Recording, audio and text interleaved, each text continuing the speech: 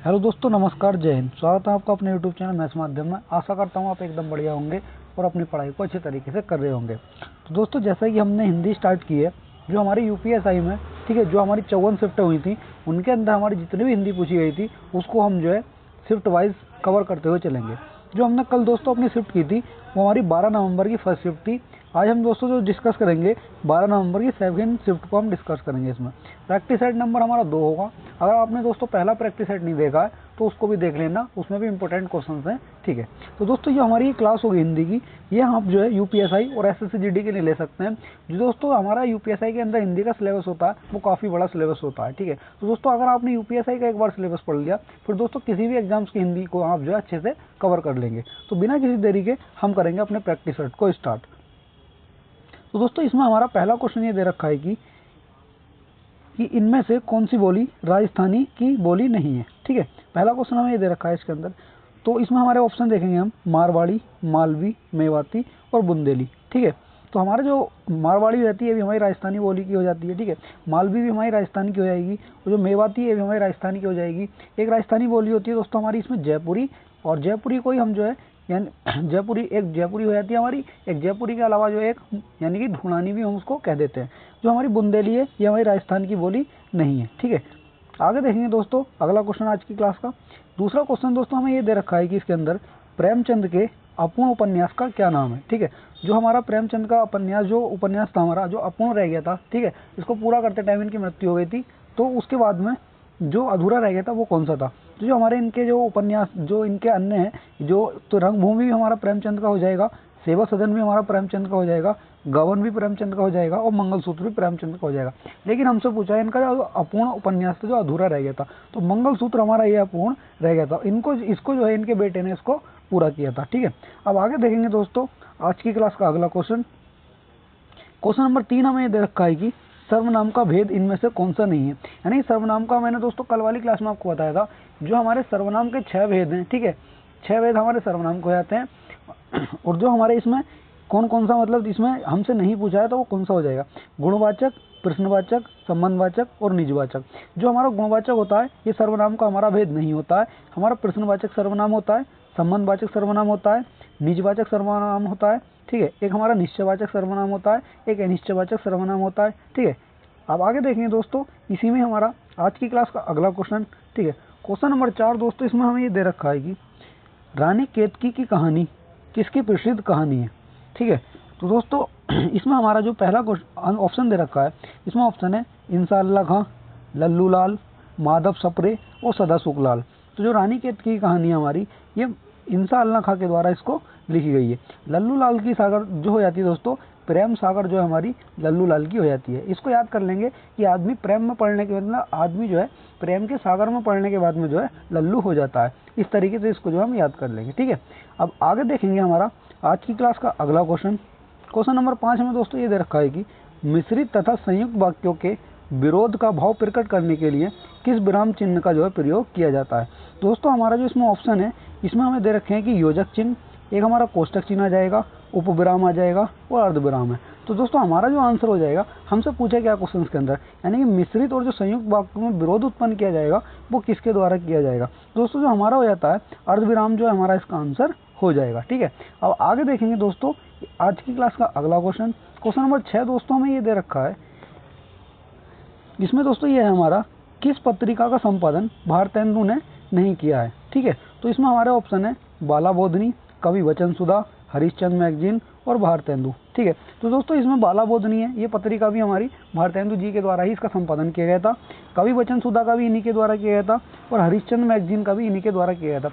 लेकिन भारतेंदु जो ये पत्रिका थी इसका प्रकाशन जो है इनके द्वारा नहीं किया गया था, क्योंकि दोस्तों इस क्वेश्चन में जो है आप नाम को देख करके एकदम जो है इसमें कन्फ्यूज हो सकते हैं, ठीक है। तो हमारा जो भारतेंदु जो हमारी पत्रिका थी इसका संपादन जो है भारतेंदु हरिश्चंद्र के द्वारा नहीं किया गया था, ठीक है। और जो दोस्तों इसमें बता दूं आपको, जो हमारा जो बाला बोधनी थी ये महिलाओं से संबंधित इनकी पत्रिका हुआ करती थी, ठीक है। दोस्तों इस क्लास को आप जो है किसी भी एग्जाम्स के लिए ले सकते हैं जिसमें इसमें हिंदी पूछी जाती है, क्योंकि दोस्तों यूपीएसआई में जो है हिंदी जो है अच्छे खासे क्वेश्चन जो है, अच्छा खासा सिलेबस है हमारा हिंदी का यूपीएसआई के अंदर, 40 क्वेश्चन हमसे पूछे जाते हैं। बाकी किसी भी एग्जाम्स में जो है हिंदी का इतना बड़ा सिलेबस नहीं है, ठीक है। बाकी को आप जो है किसी भी एग्जाम्स के लिए हिंदी को पढ़ सकते हैं अगर आपने यहाँ से हिंदी कवर कर ली। अब दोस्तों इसमें जो है हम जो हमारे प्रीवियस ईयर में हिंदी पूछी हुई है उनको दोस्तों हम कवर करेंगे, ठीक है। कवर करने के बाद में हम जो है इससे हमें पता चल जाएगा जो हमारी प्रीवियस ईयर है उसमें किस टाइप का हमसे जो है क्वेश्चंस पूछे जा रहे हैं, तो उसी के आधार पर हम जो है अपनी थ्योरी को कवर करते हुए चलेंगे, ठीक है। अब दोस्तों इसमें जो है हमारा क्वेश्चन नंबर 7 ये दे रखा है कि निम्न में से कौन सा शब्द सदैव एक वचन में प्रयुक्त होता है, ठीक है। तो ऑप्शन दे रखे हैं हमें सहायता, पुस्तक, लड़का या फिर पौधा। तो दोस्तों जो हमसे पूछा है सदैव एक वचन में प्रयुक्त होने वाला शब्द, तो सहायता जो है हमारा सदैव एक वचन में प्रयुक्त हो जाएगा। कभी आपने दोस्तों ऐसा नहीं सुना होगा सहायते या सहायती, इस तरीके से कोई हमारा शब्द बनता नहीं है। हम जो हमेशा प्रयोग करते हैं जैसे मैंने उसकी सहायता की, उसने तुम्हारी सहायता की, इस तरीके से हम जो है एक वचन में इसको प्रयोग करेंगे। अब दोस्तों जैसे हम पुस्तक का बहुवचन बनाएं तो पुस्तक का हमारा पुस्तकें बन जाएगा और जो इसका तिर्यक बहुवचन बनेगा हमारा पुस्तकों बन जाएगा, ठीक है। इसी तरीके दोस्तों जो हमारा लड़का हो जाएगा, लड़का का हम बहुवचन बनाएंगे तो वो हमारा लड़के बन जाएगा, और अगर हम तिर्यक बहुवचन बनाएंगे इसका तो वो हमारा लड़को जो होता है वो तिर्यक बहुवचन होता है। लड़को जो है डायरेक्ट बहुवचन नहीं होता, वो तिर्यक बहुवचन में आ जाता है हमारा, ठीक है। इसी तरीके से दोस्तों हमारा ये हो जाएगा जैसे पौधा है, पौधे का हमें बहुवचन बनाना है तो जो बहुवचन बनेगा पौधों का मतलब पौधे का मतलब पौधा है, इसका बहुवचन बनाएंगे हम पौधे बन जाएगा, ठीक है। अगर हमें इसका तिर्यक बहुवचन बनाना है तो ये पौधे हमारा था जो बहुवचन था, पौधों जो हो जाएगा हमारा जैसे पौधों को पानी लगा दो, ठीक है, या पौधों को मैं जो है पौधों की सिंचाई कर दो, इस तरीके से जो बनते हैं हमारे वो इसके तिर्यक बहुवचन में आ जाएंगे, ठीक है। आगे देखेंगे दोस्तों आज की क्लास का अगला क्वेश्चन, इसमें हमें दे रखा है कि घास फूस में कौन सा समास है, ठीक है। अब दोस्तों इसका अगर हम संधि विच्छेद करेंगे तो इसमें हो जाएगा हमारा घास अलग हो जाएगा और जो हमारा फूस होगा वो अलग हो जाएगा। यानी कि एक आप जो है दोस्तों अगर आप समास की पहचान करना चाहते हैं तो अगर जिसके बीच में जो हमारा योजक चिन्ह लग रहा हो तो हमेशा जो है द्वंद्व समास में होता है, लेकिन कुछ जगह इसका अपवाद है, कुछ जगह जो है यहाँ हमारा द्वंद्व समास नहीं होता है। तो दोस्तों हमसे पूछा है घास फूस में कौन सा समास है, तो दोस्तों हमारा आंसर हो जाएगा इसमें द्वंद्व समास जो है हमारा इसका आंसर हो जाएगा। अब दोस्तों द्विगुणी समास की जो हमें अगर पहचान करनी हो, जिस भी हमारा जो कोई भी समास हमें दे रखा हो, कोई भी शब्द दे रखा हो, ठीक है, तो उसके पहले अगर कोई भी संख्या आ जाती है तो हमारा द्विगु समास के अंतर्गत आ जाता है। अब दोस्तों अगर आपके दिमाग में एक मतलब क्वेश्चन कंफ्यूजन में आ रहा होगा कि मान लो जैसे हमारा 42 है, ठीक है, या फिर 65 है या फिर 55 है, तो इस तरीके से इनमें कौन सा समास होगा। तो दोस्तों जैसे हमारा ये हो जाएगा, जैसे हमारा एक तो 10 हो गया, ठीक है, इसको हम ऐसे लिखेंगे कि एक दोस्तों मैं इसमें आपको समझाता हूँ, जैसे हमारा ये 10 लिखा हो गया, ठीक है, 10 हो गया, ठीक है, ये हमारा 20 हो गया, यानी कि जैसे हमारी पूर्ण संख्याएं हो जाएंगी ना जिनके पीछे 0 लग रहा है तो वो हमारा जो होगा ये हमारा, ठीक है, ये हमारा द्विगु समास के अंतर्गत आएगा। जैसे 10, 20, 30, 40, 50 ये हमारा द्विगु समास के अंतर्गत उसमें ये हमारा द्विगु समास में आ जाएगा। लेकिन दोस्तों इसमें बता दूं आपको जैसे हमारा 11 हो गया, ठीक है, 11 हो जाएगा हमारा, ठीक है, या फिर जैसे ये हमारा 55 हो जाएगा, 65 हो जाएगा, इनके बीच में जो हमारे नंबर्स होंगे तो दोस्तों इनमें जो होगा हमारा ये हमारा द्वंद्वी समास हो जाएगा। द्वंद्व समास दोस्तों इसलिए होगा क्योंकि जो हमारा 11 बनता है ये हमारा 10 + 1 से मिलकर के बनेगा। 55 जो बनेगा हमारा ये 50 + 5 से मिलकर के हमारा ये 55 बन जाएगा। तो इस तरीके से जो इसमें हमारा द्वंद्व समास हो जाता है, ठीक है। अब दोस्तों अगर आप आगे क्वेश्चन देखें तो उसमें दोस्तों कन्फ्यूजन मत होना, यहाँ से आपका कन्फ्यूजन जो है सारा दूर हो गया है, ठीक है। अब आज की क्लास को दोस्तों अगला क्वेश्चन देखेंगे हमारा क्वेश्चन नंबर 9 हमें दोस्तों ये दे रखा है कि दोस्तों अगर आपको जहाँ पर भी स्पीड ज़्यादा लग रही हो कि हम जो है ज़्यादा तेज कर रहे हैं तो दोस्तों आप कमेंट करके बता देना कि अगर आपको क्लास ज़्यादा तेज लग रही है तो दोस्तों क्लास के चलते टाइम में ही आप कमेंट कर देना कि भैया इसमें जो है आप थोड़ा तेज समझाना है, तो उसमें दोस्तों हम जो है और थोड़ा स्लो उसमें कर सकते हैं। तो दोस्तों क्वेश्चन नंबर 9 हमें ये दे रखा है कि शिक्षक संज्ञा का कौन सा प्रकार है।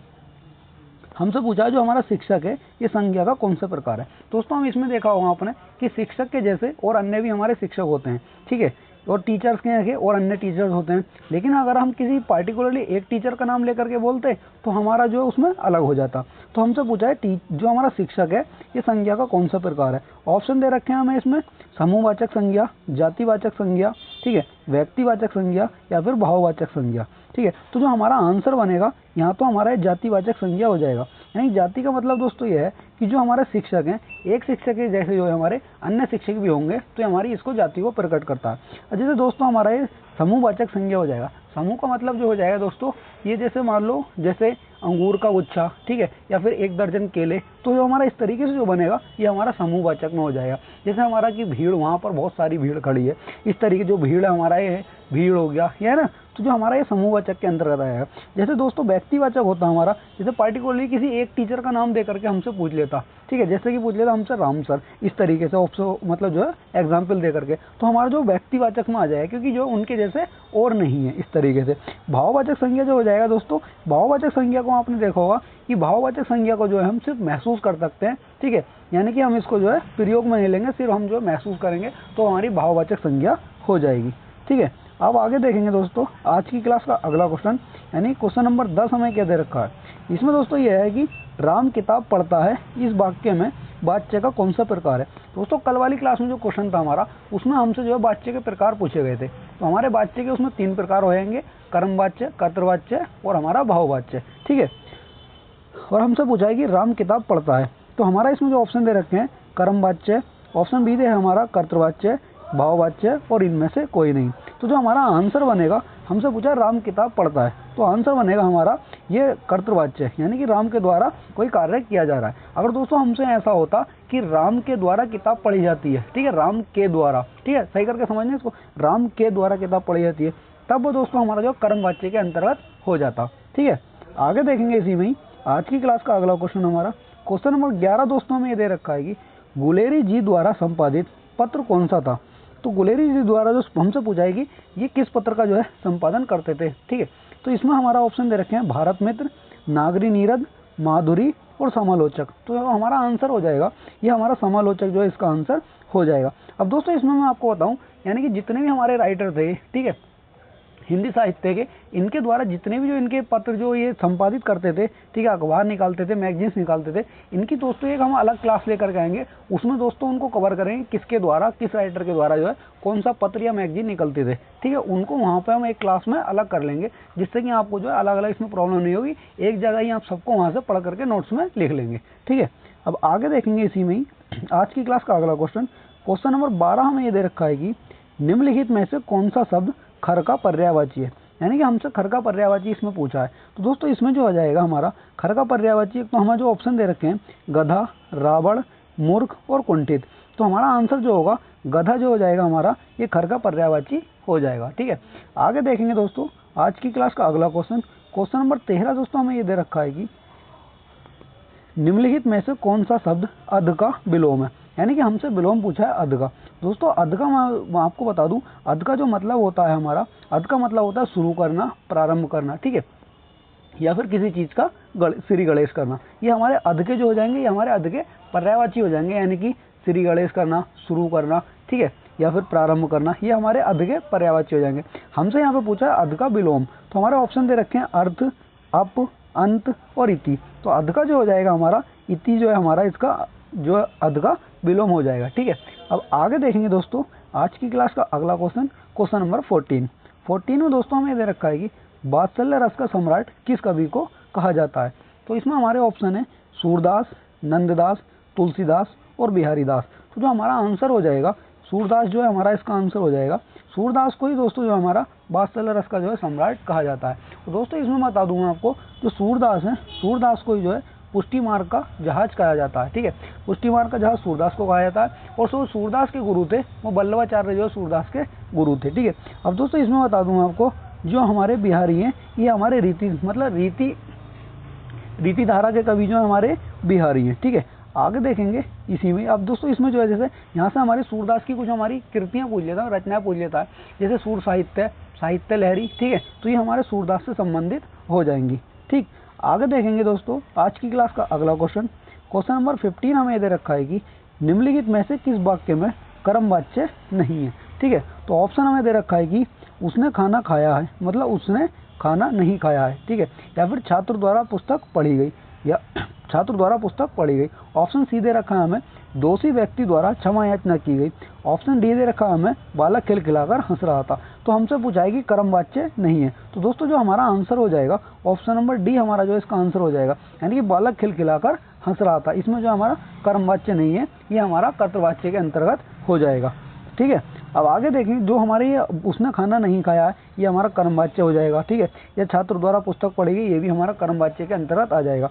ऑप्शन सी जो था हमारा दोषी व्यक्ति द्वारा क्षमा याचना की गई, तो ये भी हमारा कर्मवाच्य के अंतर्गत हो जाएगा। अब आगे देखेंगे दोस्तों। अब दोस्तों इसमें बता दूँ मैं आपको, जो आपको अगर क्वेश्चन ज़्यादा पढ़ना हुआ करे तो दोस्तों क्वेश्चन में मेन चीज़ आप ये देखना कि हमसे पूछा क्या गया, यानी कि हमसे क्वेश्चन जो है हाँ में पूछा गया है या हमसे क्वेश्चन जो है ना में पूछा गया है। तो दोस्तों अधिकतर जो हमारी गलतियाँ होती हैं, हम यहीं पे इसको जो है हाँ या नहीं को हम जो है इसमें देखना भूल जाते हैं और तुरंत ही हम डायरेक्ट ही जो हमारा पहला ऑप्शन होता है लगा हुआ उसी को हम टिक करके आगे बढ़ जाते हैं। तो दोस्तों एग्जामिनर हमारा इतना चालाक होता है कि जो हमारा गलत आंसर होता है उसी को दोस्तों सबसे पहले रखता है, जिससे कि डायरेक्ट एकदम बच्चा पढ़ के उसे ही लगा दे। ठीक है, तो दोस्तों क्वेश्चंस को आप जो है ध्यान से पढ़ा करो। ठीक है, अब आगे देखेंगे अगला हमारा क्वेश्चन आज की क्लास का। इसमें दे रखा है हमें दोपहर के बाद का समय, इस वाक्यांश के लिए उपयुक्त शब्द लिखिए। यानी दोपहर के बाद के समय को हम क्या कहते हैं? तो ऑप्शन है हमारे पूर्वाह्न, माध्याह्न, अपराह्न और बिहान।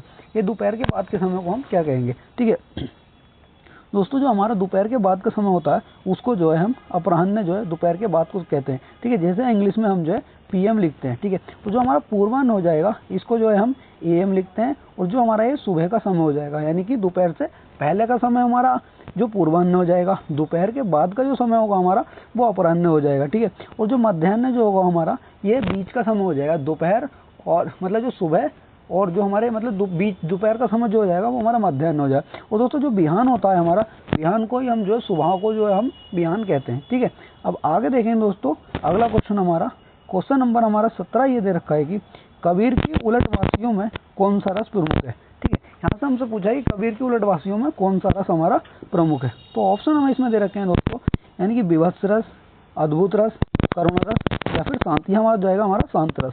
तो जो हमारा जो कबीर की उलटवासियों से संबंधित रस था हमारा, वो हमारा ये अद्भुत रस हमारा कबीर से संबंधित हो जाएगा। दोस्तों इसमें बता दूं आपको, जो कबीर जी की भाषा थी वो सदुक्कड़ी जो है इनकी भाषा थी, या फिर और जो पंचमेल खिचड़ी भी जो है इनको इनकी भाषा कहा जाता है। और दोस्तों इसमें बताऊं मैं आपको, जो कबीरदास जी को जो है, ठीक है, यहाँ से हमारा क्वेश्चन अधिकतर पूछा जाता है, कबीरदास को जो है यानी कि वाणी का किसने कहा है? कबीरदास जी को वाणी का डिक्टेटर। ठीक है, ये आप नोट कर लेना। हजारी प्रसाद द्विवेदी ने जो है, हजारी प्रसाद द्विवेदी ने, ठीक है, हजारी प्रसाद द्विवेदी ने जो इनको वाणी का डिक्टेटर कहा है। ठीक है, कबीरदास जी को। ठीक है, इसको आप नोट करके लिख लेना।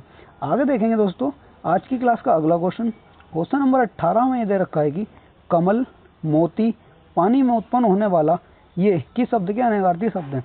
यानी हमसे पूछा है जो हमारे कमल है, मोती है, पानी में ये हमारे उत्पन्न होने वाले हैं। ठीक है, इनका जो अनेकार्थी शब्द बनेगा वो हमारा क्या बनेगा? ठीक है, तो ऑप्शन हमें दे रखा है इसमें पहला इंद्रधनुष, जलद, जलज या फिर पयोधर।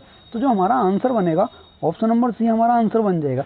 जलज का मतलब दोस्तों वो होता है यानी कि जल में जन्म लेने वाला, यानी कि जिसका जन्म जो है जल से हुआ हो। तो कमल भी हमारा जल में निकलता है, मोती भी हमारा जल में निकलता है, और पानी तो अपने आप में जल है ही। ठीक है, तो हमारा इसका आंसर हो जाएगा जलद। दोस्तों जलद जो होता है हमारा जल को धारण करने वाला जो है, मतलब जो है एक तो दोस्तों हमारा होता है जल्दी, एक होता है हमारा जलद। ठीक है, जलद जो होगा हमारा ये बादल का हमारा पर्यायवाची हो जाएगा। ठीक है, एक हमारा जल्दी होता है, मतलब इसमें जो होगा हमारा ये जो दोस्तों इसमें बताऊँ मैं, जलद जो होगा हमारा ये सागर का पर्यायवाची होगा जलद। ठीक है, और जो हमारा जल्दी होता है, ठीक है, जल को धारण करने वाला, तो वो हो जाएगा हमारा बादल। ठीक है, उसको हम जल्दी को कह देंगे। ठीक है, आगे देखेंगे दोस्तों आज की क्लास का अगला क्वेश्चन, क्वेश्चन नंबर 19 हमें दोस्तों ये दे रखा है कि हिंदी साहित्य का आदिकाल के लेखक कौन है? यानी जो ये हमारी एक रचना थी हिंदी साहित्य का आदिकाल, ठीक है, इसके जो लेखक थे वो कौन थे इसके? तो ऑप्शन हमें दे रखे हैं नंदुलारे वाजपेयी, हजारी प्रसाद द्विवेदी, रामचंद्र शुक्ल या फिर रामस्वरूप चतुर्वेदी। तो जो हमारा आंसर हो जाएगा हजारी प्रसाद द्विवेदी जो है इसका आंसर हो जाएगा। हिंदी साहित्य का आदिकाल जो है हजारी प्रसाद द्विवेदी ने इसको लिखा है। दोस्तों इसमें बता दूं आपको, हजारी प्रसाद द्विवेदी का एक हमारा निबंध था, इनका कुटाज नाम से एक निबंध था। ठीक है, और इसमें जो हजारी प्रसाद द्विवेदी को हिंदी साहित्य का जो आदिकाल है इसके लिए जो है ना साहित्य अकादमी पुरस्कार भी मिला है। ठीक है, और दोस्तों मैं आपको बताऊं जो साहित्य अकादमी पुरस्कार है, ठीक है, जो हमारे अब तक के जो साहित्य अकादमी पुरस्कार दिए गए हैं, ठीक है, 2024 तक के हमारे, तो सभी की हम एक क्लास लेकर के आएंगे। उसमें जो है वो हमारी थ्योरी क्लास होगी। उसमें हम जो ये देखेंगे जो हमारा कौन सा राइटर है, किसको किस कविता के लिए, यानी कि किस उसकी रचना के लिए, ठीक है, किस वर्ष में कौन सा मतलब जो साहित्य अकादमी उनको दिया गया है, और यानी कि जो किस विधा की रचना है, उपन्यास है या रचना है या कीर्ति है या स्मृति चित्रण है, ठीक है, उसको भी हम उसमें कवर करेंगे। यानी कि बहुत अच्छी क्लास होगी। वहाँ से आपको जो साहित्य अकादमी से हर एग्जाम्स में आपको जो क्वेश्चन वहाँ से देखने को मिलेगा। ठीक है, अब दोस्तों आगे देखेंगे आज की क्लास का अगला क्वेश्चन। इसमें हमें दे रखा है कि वह आम के पेड़ हैं। ठीक है, इस वाक्य में अधोरेखित लेखी शब्द का सर्वनाम का प्रकार जो है लिखिए। यानी कि दोस्तों इसमें जो है हमारा ये है, जो हमारा अधोलेखित है, ये हमारा अधोलेखित जो हो जाएगा, ये हमारा अधोलेखित हो जाएगा। तो जो बे का पूजा हमसे, बे किस प्रकार का सर्वनाम है, ठीक है। तो जो हमारा ऑप्शन दे रखे हैं इसके अंदर, ऑप्शन ए हमें निश्चयवाचक सर्वनाम, निजवाचक सर्वनाम, प्रश्नवाचक सर्वनाम और संबंधवाचक सर्वनाम। तो हमसे पूछा है कि ये वह बे जो है आम के पेड़ है, तो वह किस प्रकार का सर्वनाम, तो बे जो हो जाएगा हमारा, तो हमारा जो आंसर हो जाएगा ये निश्चयवाचक हमारा सर्वनाम इसका हो जाएगा, ठीक है। आगे देखेंगे दोस्तों हमारा आज की क्लास का अगला क्वेश्चन, क्वेश्चन नंबर 21 हमें दोस्तों ये दे रखा है कि क्वेश्चन नंबर 21 हमें जाके प्रेरणा राम बेदई ताजिए ताही कोटि बेरी सम जदपि परम स्नेही, यह प्रसिद्ध कृति जो उक्ति है ये किसके द्वारा लिखी गई है, ठीक है। तो ऑप्शन हमें दे रखे हैं कि तुलसीदास, ऑप्शन बी हमारा नामदेव, कबीरदास या फिर सूरदास। तो जो हमारा आंसर हो जाएगा ऑप्शन नंबर सी हमारा इसका आंसर हो जाएगा, यानी ये कबीरदास जी के द्वारा हमारी लिखी गई है, ठीक है। आगे देखेंगे दोस्तों आज की क्लास का अगला क्वेश्चन, क्वेश्चन नंबर 22 दोस्तों हमें क्या दे रखा है, इसमें दे रखा है कि तरल का विलोम शब्द क्या है, यानी तरल का हमसे विलोम शब्द पूछा है। दोस्तों जो हमारा ये पूरा प्रैक्टिस सेट है ये हमारा यूपीएसआई के 12 नवंबर की सेकंड शिफ्ट में हमारे सभी क्वेश्चंस पूछे गए। ऐसा नहीं है कि क्वेश्चंस दोस्तों इधर उधर से उठा लिए गए, ये हम जो है सेट बाय सेट कवर करते हुए चल रहा है, जो हमारी शिफ्टें पूछी गई है। कल हमने शिफ्ट जो है की थी, फर्स्ट शिफ्ट की थी 12 नवंबर की, ठीक है। आज जो हम शिफ्ट डिस्कस कर रहे हैं 12 नवंबर की सेकंड शिफ्ट हम इसमें डिस्कस कर रहे हैं, ठीक है। तो दोस्तों हमारा तरल का जो हमसे विलोम पूछा है, तो ऑप्शन दे रखे हैं हम इसमें सरल, ठोस, तीक्ष्ण या फिर जटिल, ठीक है। तो जो हमारा आंसर हो जाएगा तरल का, वो ठोस हमारा इसका आंसर हो जाएगा, ठीक है। तरल का जो हमारा सरल है, सरल का हो जाएगा हमारा जो है, सरल का जो हमारा कठिन हो जाएगा, ठीक है। कठिन जो है हमारा सरल का आंसर हो जाएगा, ठीक। आगे देखेंगे हमारा आज की क्लास का अगला क्वेश्चन, क्वेश्चन नंबर 23 हमें दोस्तों ये दे रखा है कि हिंदुस्तानी भाषा का स्वरूप क्या है, ठीक है। तो ऑप्शन हमें दे रखे हैं कि दक्षिणी हिंदी, संस्कृत निष्ठ हिंदी या फिर ब्रज अवधि का मिश्रित रूप या फिर हिंदी उर्दू मिश्रित।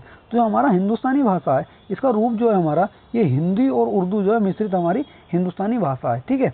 आगे देखेंगे दोस्तों आज की क्लास का अगला क्वेश्चन, क्वेश्चन नंबर 24 में दोस्तों हमें ये दे रखा है कि निम्नलिखित में से कौन सा शब्द स्त्रीलिंग है, यानी कि हमसे पूछा है दोस्तों, जो दोस्तों हमारा ये लिंग से संबंधित दोस्तों हमारे 2 क्वेश्चन पूछे जाते हैं, ठीक है। तो हमारा उसमें ऐसा भी हो सकता है कि स्त्रीलिंग पूछ ले या फिर पुल्लिंग पूछ ले या फिर लिंग से संबंधित कोई अन्य हमारा प्रश्न पूछ ले, लेकिन लिंग से संबंधित जो होंगे हमारे 2 क्वेश्चन इसमें पूछे जाते हैं एसआई के अंदर। तो हमसे पूछा है कि ये हमारा स्पर्श नहीं होगा, ये हमारा स्पर्श होगा, ठीक है। स्पर्श हमारा ये हो जाएगा, स्पर्श या फिर लेख, दुख या गरिमा। दोस्तों इसमें जो होगा, इसमें जो मैं आपको इसमें थोड़ा एक्सप्लेन करूं, जैसे स्पर्श को हम ले लेते हैं पहला ऑप्शन, जैसे कि हम इसमें अगर हम स्पर्श का यूज करेंगे तो हम उससे कहते हैं कि मैंने स्पर्श कर लिया था। हम ऐसे नहीं कहते ना कभी कि मैंने स्पर्श कर ली थी, ठीक है। ये हम कभी भी नहीं इस तरीके से कहते कि मैंने चाय को स्पर्श कर लिया था या मैंने खिड़की को स्पर्श कर लिया था, इस तरीके से ही हम बोलते हैं। अब जैसे लेख हो जाएगा, लेखों को दोस्तों हम ऐसे लिखते हैं कि मैंने लेख लिख दिया था, ठीक है, या मैंने लेख लिखा था या उसने लेख लिखा था, या फिर लड़की को हम लड़की का नाम लेकर के कह देते हैं कि हम किसी का भी नाम लेते, सीता ने लेख लिखा था। तो इस तरीके से हम होते हैं कि जो लेख हो जाएगा हमारा ये पुल्लिंग के अंतर्गत आ जाएगा, ठीक है। या फिर हम लेख को इस तरीके से देखें, जैसे हमें लिंग की पहचान करनी हो स्त्रीलिंग और पुल्लिंग की, तो हम उससे पहले या फिर अच्छा या अच्छी का प्रयोग करके देख लेंगे, ठीक है, या फिर मेरा या मेरी का प्रयोग करके देख लेंगे। जैसे मेरी लेख हम इसको कोई भी वर्ड नहीं बना सकते, या फिर मेरा लेख सुंदर है, इस तरीके से हम इसको वर्ड बना रहे हैं। जो हमारा लेख है दोस्तों ये हमारा पुल्लिंग के अंतर्गत हो जाएगा, ठीक है। आगे देखेंगे दोस्तों, जैसे हमारा ये दुख है तो हम इस तरीके से इसमें हम लगाएंगे, जैसे कि मेरा दुख, मेरी दुख हमारा कोई शब्द बनेगा नहीं, मेरा दुख, ठीक है, या फिर अच्छा दुख, ठीक है, अच्छी दुख, इससे कोई शब्द हमारा बन नहीं रहा। जैसा हमारा गरिमा हो गई, ठीक है, गरिमा में हम इस तरीके से लाएंगे मेरी गरिमा, उसकी गरिमा, ठीक है, यानी कि उसकी गरिमा बहुत अच्छी है, इस तरीके से हम जो यूज करेंगे तो हमारा आंसर जो बनेगा गरिमा जो है स्त्रीलिंग शब्द हो जाएगा, ठीक है। इसी तरीके दोस्तों आपका जो है लिंग से संबंधित जितने भी आपके जो कन्फ्यूजन होंगे वो यहाँ से बिल्कुल क्लियर हो गए होंगे, ठीक है। अब आगे देखेंगे दोस्तों अगला क्वेश्चन आज की क्लास का, क्वेश्चन नंबर हमारा 25 में हमें दे रखा है कि निम्न में से कौन सा शब्द तद्भव नहीं है। अब दोस्तों हमसे पूछा गया है कि तद्भव नहीं है, जब तद्भव नहीं है तो हमारा तत्सम ही होगा, ठीक है। तो हमसे इसने क्वेश्चन घुमा लिया, क्वेश्चन हमारा एक ये भी बन सकता है कि निम्न में से कौन सा शब्द हमारा तत्सम है, ठीक है, इस तरीके से भी हमारे क्वेश्चन बन सकता था। तो हमसे पूछा है कि तद्भव नहीं है तो फिर वो जो है तत्सम होगा हमारा। तो ऑप्शन दे रखे हैं हमें कसौटी, काट, कार्य और कहानी, ठीक है। जो हमारा तत्सम नहीं है तो हमारा जो कार्य है ये दोस्तों हमारा तत्सम शब्द है, ठीक है। बाकी हमारे जो हो जाएंगे ये हमारे जो हो जाएंगे हमारे तद्भव शब्द हो जाएंगे। कहानी जो हमारा कार्य है ये हमारा तत्सम हो जाएगा, कार्य का अगर हम तद्भव बनाएंगे तो कारज जो है हमारा कार्य का तद्भव हो जाएगा। ठीक है, आगे देखेंगे दोस्तों आज की क्लास का अगला क्वेश्चन। इसमें ये दे रखा है कि किस शब्द में उपसर्ग नहीं लगा हुआ है। दोस्तों कल वाली क्लास में मैंने आपको बताया था उपसर्ग जो होते हैं हमारे ये शब्दांश के अंतर्गत आते हैं। शब्दांश दोस्तों हमारे दो प्रकार के होते हैं। ठीक है, एक तो हमारा उपसर्ग हो जाएगा, एक हमारा प्रत्यय हो जाएगा। जो हमारी कल वाली क्लास थी उसमें जो हमारी कल वाली शिफ्ट थी उसके अंदर जो दोस्तों पूछा गया था प्रत्यय से संबंधित क्वेश्चन पूछा गया था। तो दोस्तों जो हमारे ये शब्दांश हैं इनसे संबंधित दोस्तों हमारे दो क्वेश्चन पूछे जाते हैं। हमसे उपसर्ग भी पूछ सकता है उसमें और हमसे प्रत्यय भी पूछ सकता है। ठीक है, तो इस वाली जो शिफ्ट है हमारी इसमें जो हमसे पूछा गया था हमसे उपसर्ग इसमें पूछा गया था। अब दोस्तों उपसर्ग जो बताया था मैंने आपको, उपसर्ग जो है ये शब्द के स्टार्टिंग में लगता है। ठीक है, तो इसमें जो हो जाएगा जब विरासत, व्यापार, वीक्षक और विकल्प। ठीक है, ये हमारे जो है उपसर्ग हमसे पूछा है किसमें उपसर्ग नहीं लगा है। दोस्तों जैसे हमारा हो जाएगा, जैसे हम इसमें ले लेते हैं व्यापार में ले लेंगे, तो व्यापार का अगर हम संधि विच्छेद करेंगे तो हम इसको करेंगे बी धन अपार। ठीक है, ये हमारा इसका संधि विच्छेद हो जाएगा। ठीक है, अब जो आ जाए इसको देखेंगे हम, इसका हो जाएगा हमारा वी धन प्लस इक्षक। ठीक है, इक्षक हमारा ये इसका हो जाएगा। विकल का देखेंगे हम वी धन कल हमारा ये जो है इसका संधि विच्छेद हो जाएगा। लेकिन दोस्तों विरासत का हमारा भी ये किसी तरीके से नहीं होता। जब दोस्तों हम संधि विच्छेद करते हैं तो जो हमारे दोनों शब्द होते हैं दोनों ही अर्थपूर्ण हमारे होने चाहिए, यानी कि दोनों का ही हमारा अर्थ इसमें निकलना चाहिए। तो विरासत को हम तोड़ेंगे वृद्धन आसठ या फिर विराधन सत। तो इस तरीके से हमारा कोई भी शब्द इसका मतलब जो है मतलब अर्थपूर्ण कोई भी शब्द नहीं बन रहा है। तो दोस्तों जो हमारा आंसर हो जाएगा विरासत हमारा जो है आंसर हो जाएगा। इसके अंदर दोस्तों जो कोई भी उपसर्ग का प्रयोग नहीं हुआ है। ठीक है, अब आगे देखेंगे दोस्तों आज की क्लास का अगला क्वेश्चन, क्वेश्चन नंबर 27। ठीक है, अब दोस्तों 27 में हमारा ये देखा है केदारनाथ अग्रवाल को किस कृति पर साहित्य अकादमी पुरस्कार प्राप्त हुआ है। यानी दोस्तों इसमें यह है हमारा साहित्य से संबंधित क्वेश्चन था। दोस्तों जैसे कि मैं आपसे कह रहा हूँ कि हम साहित्य की क्लास अलग करेंगे, थ्योरी बेस्ड क्लास होगी। और दोस्तों उस क्लास के अंदर जो होंगे हमारे जितनी भी हमसे रचनाएं हैं, जितने भी राइटर्स हैं, सबकी रचनाएं उसमें कवर करेंगे अलग क्लास में। ठीक है, थ्योरी वाली हमारी साहित्य की क्लास अलग होगी और उससे संबंधित जितने भी हमारे पुराने साहित्य से संबंधित जो एमसीक्यू पूछे हैं सभी को जो उसमें कवर कर लेंगे। ठीक है, वो जो क्लास होगी हमारी थ्योरी प्लस एमसीक्यू की क्लास होगी। ठीक है, अब हमसे पूछा है केदारनाथ अग्रवाल को किस कृति पर साहित्य अकादमी पुरस्कार दिया गया है। तो ऑप्शन है हमारे इसमें अपूर्वा, फूल नहीं रंग बोलते हैं। ठीक है, ऑप्शन सी है हमारे गुलमेहंदी, ऑप्शन डी है हमारे नींद के बादल। तो दोस्तों हमारा जो आंसर हो जाएगा इसमें अपूर्वा के लिए जो है इन्हें 1986 में यानी कि 1986 में इन्हें साहित्य अकादमी दिया गया था केदारनाथ अग्रवाल को। ठीक है, आगे देखेंगे दोस्तों आज की क्लास का अगला क्वेश्चन, क्वेश्चन नंबर 28 हमें दे रखा है कि निस, ये हमारा निस नहीं होगा, ये होगा हमारा निम्न। ठीक है, दोस्तों थोड़ा बहुत टाइपिंग मिस्टेक हो जाती है, ये होगा हमारा निम्न। ठीक है, निम्न में से सर्वनाम शब्द कौन सा है, हमसे पूछा है इसमें सर्वनाम शब्द कौन सा है। ठीक है, तो ऐसा कि दोस्तों मैंने आपसे बताया था सर्वनाम से संबंधित हमारे 2 से 3 क्वेश्चन हमारे पूछे जाते हैं एक शिफ्ट के अंतर्गत। ठीक है, तो सभी को हम इसमें कवर करते हुए चलेंगे। तो दोस्तों हमारा जो ऑप्शन दे रखे हैं इसमें रोग, कौन, सफाई और नींद। ठीक है, हमसे सर्वनाम पूछा है कौन सा है, तो कौन जो है हमारा ये प्रश्नवाचक सर्वनाम शब्द हमारा हो जाएगा। ठीक है, आगे देखेंगे दोस्तों आज की क्लास का अगला क्वेश्चन, क्वेश्चन नंबर 29। ठीक है, अब इसमें हमसे पूछा गया है कि पूर्वी हिंदी का विकास इनमें से किस अपभ्रंश से हुआ है। ठीक है, तो दोस्तों हमारे जो ऑप्शन दे रखे हैं इसमें मागधी अपभ्रंश, विराचल अपभ्रंश, अर्धमागधी या फिर खस। तो जो हमारा आंसर होगा जो पूर्वी हिंदी का विकास हुआ था दोस्तों ये हमारा अर्धमागधी अपभ्रंश से हुआ था। मागधी अपभ्रंश से जो हमारा विकास हुआ था ये बिहारी हिंदी का विकास हमारा मागधी अपभ्रंश से हुआ था। दोस्तों जो हमारा पूर्वी हिंदी है, ठीक है, इसके अंतर्गत दोस्तों हमारी 3 भाषाएं आ जाती हैं। उन 3 भाषाओं को देखेंगे, एक तो हमारा इस तरीके से हम इसको याद करेंगे ABC। ठीक है, तो ABC से दोस्तों हमारा इतना ये याद करेंगे, जैसे A से हो जाएगा हमारा अवधी, B से हो जाएगा हमारा बघेली और C से हो जाएगा हमारा छत्तीसगढ़ी। यानी जो पूर्वी हिंदी है इसके अंतर्गत जो होंगे हमारे अवधी, बघेली, छत्तीसगढ़ी जो है हमारे पूर्वी हिंदी के अंतर्गत आ जाएंगे। ठीक है, आगे देखते हूँ जैसे कि मैंने आपको दोस्तों कल वाली क्लास में बताया था जो हमारा हिंदी है इसको 5 वर्गों में जो है विभाजित किया गया है। ठीक है, तो इसमें हम देखेंगे जैसे बिहारी हिंदी हो गया हमारा, पूर्वी हिंदी, पश्चिमी हिंदी, ठीक है, पहाड़ी हिंदी, तो इनको जो है हमें 5 भागों, और राजस्थानी हिंदी इसको इस तरीके से 5 भागों में विभाजित किया गया है। ठीक है, आगे देखेंगे अगला क्वेश्चन, क्वेश्चन नंबर दोस्तों इसमें दे रखा है 30। इसमें दे रखा है कि राम सेब खाता है, इस वाक्य में कौन, मतलब इस वाक्य में क्या का कौन सा प्रकार है। यानी कि जो दोस्तों इसमें हमसे पूछा गया है जो राम सेब खाता है ये इसमें जो है क्रिया है, हमारा किया नहीं होगा, क्रिया होगा, क्रिया का हमारा जो है कौन सा प्रकार है। ठीक है, तो ऑप्शन दे रखे हैं हमें पूर्वकालिक क्रिया, सकर्मक क्रिया, अकर्मक क्रिया और अनेकार्थक क्रिया। ये क्रिया नहीं होगा दोस्तों, ये हमारा होगा क्रिया। ठीक है, थोड़ा टाइपिंग में आप समझ लेना।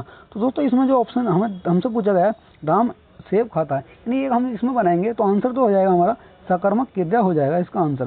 दोस्तों इसमें बताऊँ आपको, सकर्मक क्रिया का मतलब ये होता है जहाँ से हमारी कर्म जो मतलब वहाँ से आंसर, मतलब हम किसी से कोई क्वेश्चन पूछें और वहाँ से जो है उसका आंसर निकल रहा हो, ठीक है, वहाँ से जहाँ पर क्वेश्चन पूछा जा सके तो वहाँ पर हमारी सकर्मक क्रिया हो जाती है, ठीक है, जहाँ हमारी कर्म की प्रधानता होती है। जैसे हमसे यहाँ से हम इसका बनाएंगे, एग्जाम्पल आधार पर देखेंगे। जैसे हमसे यहाँ से पूछा कि राम खाता है, तो यहाँ से क्या खाता है, जो हमारा क्या है इसका हमारा यहाँ से क्वेश्चन बन रहा है, यानी इसका उत्तर हमें मिल रहा है राम खाता है, यानी क्या खाता है, ठीक है। यहाँ से हम देखेंगे जैसे ये हो जाएगा हमारा राम, ठीक है, छोड़ दिया हमने और यहाँ से खाता है, ठीक है। तो यहाँ पर हमारा लिखा है राम खाता है, यहाँ से हमारा क्या क्या आंसर निकल रहा है, जो हमारा एक क्या वर्ड है, ठीक है, इसका अगर जहाँ पर भी आपको आंसर मिले तो हमारा सकर्मक क्रिया के अंतर्गत हो जाएगा। यानी राम क्या खाता है, राम सेब खाता है, ठीक है, इस तरीके से खाना खाता है, ठीक है, तो वहाँ से हमारा आंसर निकल रहा है, तो वो हमारा जो है सकर्मक क्रिया के अंतर्गत हो जाएगा। अब दोस्तों पूर्वकालिक क्रिया हमारी वो होती है जहाँ पर एक क्रिया को खत्म करके तुरंत दूसरी क्रिया में लग जाना। जैसे राम नहाकर ऑफिस गया, राम ने मुंह धोकर खाना खाया, ठीक है, जहाँ पर भी आपको एक कर वर्ड मिले तो वहाँ पर आप समझ लेना वहाँ पर पूर्वकालिक क्रिया का जो है प्रयोग हुआ है, ठीक है। अब दोस्तों इसी में जो हमारी अकर्मक क्रिया होती है, अकर्मक क्रिया वो होती है जहाँ पर जैसे हमारा जो हमने सकर्मक क्रिया देखी थी अभी, हमारा क्या क्या आंसर वहाँ से निकल के आ रहा था, जहाँ पर हमारा क्या का आंसर नहीं निकल के आए और जहाँ पर कर्म की प्रधानता नहीं हो, जहाँ पर कर्म नहीं हो, तो वहाँ पर जो होगा हमारा, ठीक है, अकर्मक क्रिया वहाँ पर हमारी हो जाएगी, ठीक है। आगे देखेंगे दोस्तों आज की क्लास का अगला क्वेश्चन, क्वेश्चन नंबर 31, ठीक है। क्वेश्चन नंबर 31 में दोस्तों हमारा ये दे रखा है, सारंग ले सारंग चली कई सारंग की ओट, सारंग झीनो पड़ के सारंग कई गई चोट में कौन सा अलंकार है। हमसे यहाँ पर अलंकार पूछा गया है। और दोस्तों यहाँ पर आप देखना सारंग शब्द हमारा जो है कई बार यहाँ पर आया है, ठीक है। तो जो हमारा इसका ऑप्शन दे रखे हैं हमें, यमक अलंकार, उत्प्रेक्षा अलंकार, ठीक है, श्लेष अलंकार या रूपक अलंकार। जो हमारा आंसर बनेगा ये यमक अलंकार हमारा इसका आंसर बनेगा, क्योंकि यहाँ पर सारंग शब्द का जो है प्रयोग जो है हर जगह पर जो है अलग प्रयोग यहाँ पर हुआ है। एक आपने ऑप्शन सुना होगा यमक, यमक मतलब यमक अलंकार का एक उदाहरण है कि कनक कनक तो सोगुनी मादकता अधिक है, ठीक है। एक जगह हमारा कनक का शब्द जो होता है वो सोने से होता है, एक कनक का शब्द होता है हमारा धतूरे से, ठीक है। आगे देखें एक ऑप्शन इसी का एक हमारा एग्जाम्पल हो जाता है कि वो होता है एक सजना है मुझे सजना के लिए, इस तरीके से एक हमारा ये हो जाता है। और एक हो जाता है हमारा 3 बेर खाती थी वो 3 बेर खाती थी, यानी कि वो 3 टाइम खाती थी और 3 टाइम में वो 3 बेर खाती थी। इस तरीके से हमारा ये यमक अलंकार के उदाहरण हो जाएंगे, ठीक है।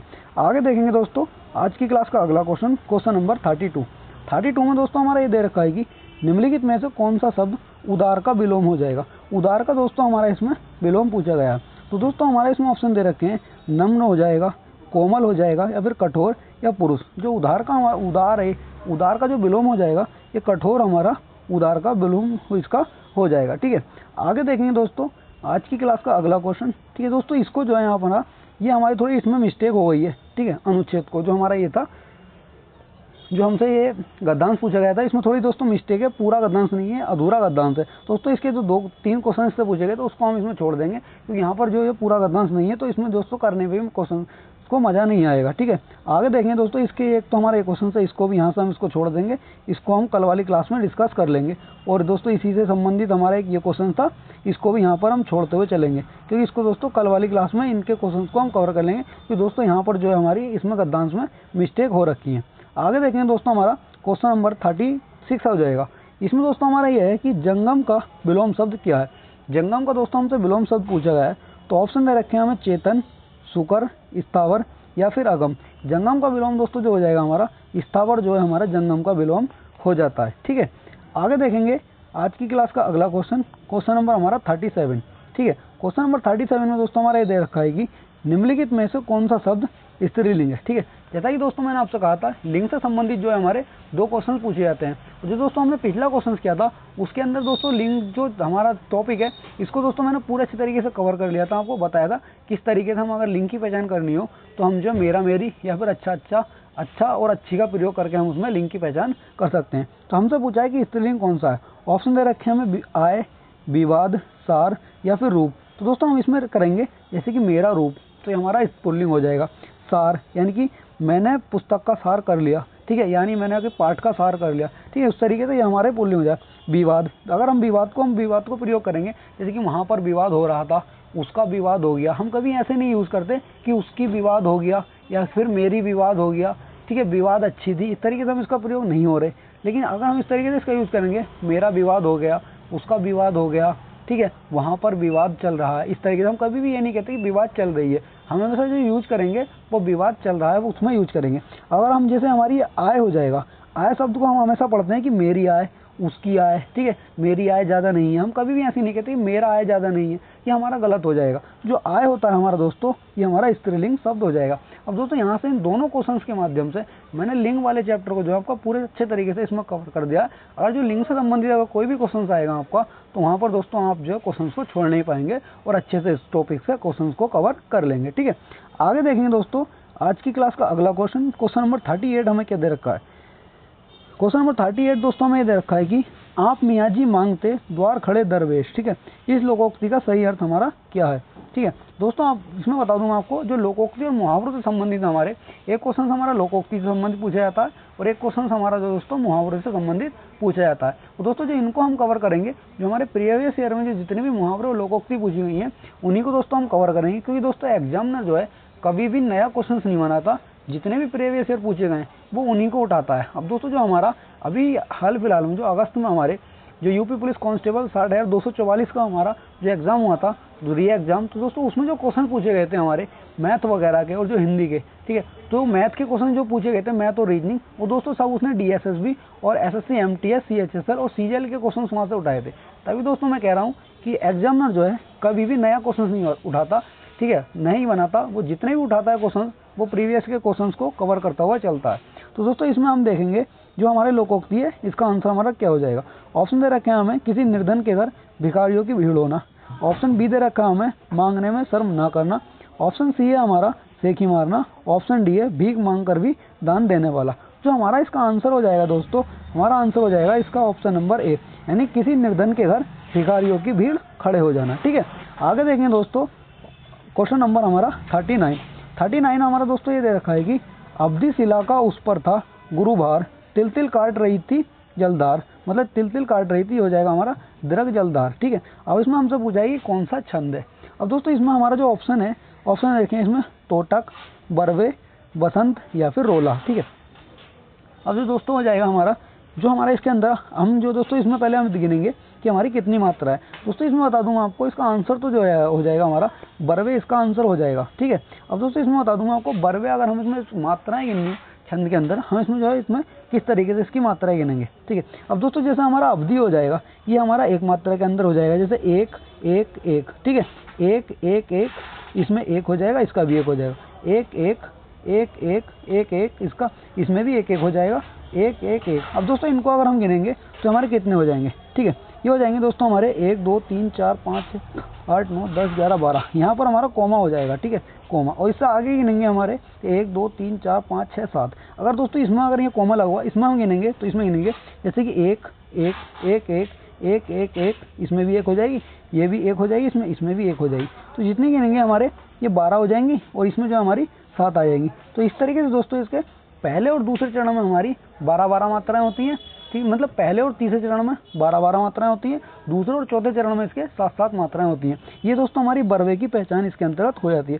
अब दोस्तों इसमें हम जब भी गिनते हैं, जैसे कि हमारा ये छोटी मात्रा होती है, इसको कभी भी हम गिनती में नहीं लेते हैं। ठीक है, या फिर हमारी ई की छोटी मात्रा हो जाए या फिर हमारी ये ऊ की छोटी मात्रा हो जाए, कभी भी दोस्तों हम गिनती में इसको नहीं लेंगे। ठीक है, अब दोस्तों जैसा कि हमारा कभी कभी ऐसा होता है किसी के उसमें कोई हमारा शब्द होता है, ठीक है, अगर बीच में जो है हमारा आधा ये स्टार्टिंग में जैसे हमारा आधा शब्द लिखा हो तो इसको दोस्तों हम गिनती में नहीं लेते हैं। ठीक है, यानी इसकी गिनती जो गिनेंगे हम एक में इसकी गिनती को गिनेंगे। अब जैसे हमारा जैसे ये हमारा जैसे हमारा दोस्तों ता वर्ड है, ये हमारा स्टार्टिंग में लगा हुआ है, एक ता हमारा दोस्तों यहाँ होता है, इस तरीके से हमारा तत्व हो जाएगा। तो इसको जो है हम इसकी मात्रा को एक में इसको जो है इसमें तय में इसको जो है इसकी मात्रा को काउंट कर लेंगे। ठीक है, इस तरीके से। तो आगे देखेंगे दोस्तों, अब अगला क्वेश्चन देखेंगे हमारा लास्ट क्वेश्चन आज की क्लास का, क्वेश्चन नंबर 40 हमें दोस्तों ये दे रखा है कि निम्नलिखित में से कौन सा तत्सम शब्द है। ठीक है, हमसे तत्सम शब्द पूछा है, कौन सा हमारा तत्सम शब्द है। तो ऑप्शन दे रखे हैं हमें स्थाई, केवड़ा, केतक या फिर करेला। ठीक है, तत्सम शब्द हमसे पूछा है दोस्तों, कल वाली क्लास थी उसमें मैंने आपको बताया था जो तत्सम शब्द होते हैं हमारे ये हमारे वो होते हैं संस्कृत के शब्द, यानी कि ज्यों के त्यों हिंदी में आ गए हैं, ठीक है। यानी कि जिनमें बिना परिवर्तन किए डायरेक्ट हिंदी में जिनको ले लिया है तो उनको जो तत्सम शब्द कहते हैं। जैसे दोस्तों हमारे कुछ तत्सम शब्द ये है कि जिनमें परिवर्तन होने के, संस्कृत के कुछ शब्दों में परिवर्तन होने के बाद जो हिंदी में आ गए हैं उनको दोस्तों तद्भव कहते हैं, ठीक है। इसमें ऑप्शन हमारा हो जाएगा, ऑप्शन नंबर सी हमारा इसका आंसर हो जाएगा। केतक जो है हमारा ये तत्सम शब्द हो जाएगा, ठीक है। अब दोस्तों इसमें जो हमने जो आज क्वेश्चंस किए अपनी क्लास में, इसमें हमने आज 37 क्वेश्चंस किए, 37। 3 क्वेश्चन दोस्तों हमने गद्यांश वाले छोड़ दिए थे, वो गद्यांश दोस्तों हमारा पूरा नहीं था, उसमें टाइपिंग मिस्टेक्स थी काफ़ी सारी, इसलिए उन क्वेश्चंस को हमने छोड़ दिया। तो दोस्तों आप जो है कमेंट में दोस्तों आंसर जरूर देना कि आपके जो है कितने क्वेश्चन सही हुए हैं इसमें, ठीक है। और दोस्तों क्लास के साथ साथ ही इसमें आप जो है कमेंट बॉक्स में, ठीक है, आंसर जरूर करते चलना, ठीक है, क्लास के साथ साथ कि किसका आंसर कौन सा हुआ। और दोस्तों क्लास खत्म होने के बाद में आप कमेंट जरूर करना कि इन 37 क्वेश्चंस में जो है आपके कितने क्वेश्चन सही हुए। दोस्तों आप जो कमेंट नहीं करते, कमेंट करके जरूर बताना, और क्लास को दोस्तों ज़्यादा से ज़्यादा शेयर करना, ठीक है, जिससे कि जो प्रीवियस है आपको जो है कवर करते हुए चलें। और दोस्तों अभी तक आपने चैनल सब्सक्राइब नहीं किया तो चैनल को सब्सक्राइब जरूर कर लेना, ठीक है। और दोस्तों जो हमारी पॉलिटी वाली क्लास है, और जिसने भी पॉलिटी वाली क्लासेस पूरी नहीं की है, ठीक है, उसमें दोस्तों 34 से 35 क्लासेस हैं, उसमें हमने सभी आर्टिकल्स को कवर कर लिया, पॉलिटी एक तरीके से वहाँ पर पूर्ण कर लिया हमने। तो उसको आप क्लासेस को करना है, लिंक सभी का डिस्क्रिप्शन में हमने जो है प्लेलिस्ट बना करके रखा है, ठीक है। और जो हम अपनी पॉलिटी की क्लास करेंगे, हम पॉलिटी की जो क्लास करेंगे, जितने एक्ट वगैरह आए थे हमारे, उन सभी एक्ट को उसमें कवर कर लेंगे, ठीक है। और दोस्तों कमेंट जरूर करना कि क्लास आपको कैसी लगी, ठीक है। और दोस्तों क्लास और चैनल को सब्सक्राइब जरूर करना और क्लास को शेयर ज़्यादा से ज़्यादा जरूर करना। इसी के साथ दोस्तों मिलते हैं कल की क्लास में। जय हिंद, जय भारत।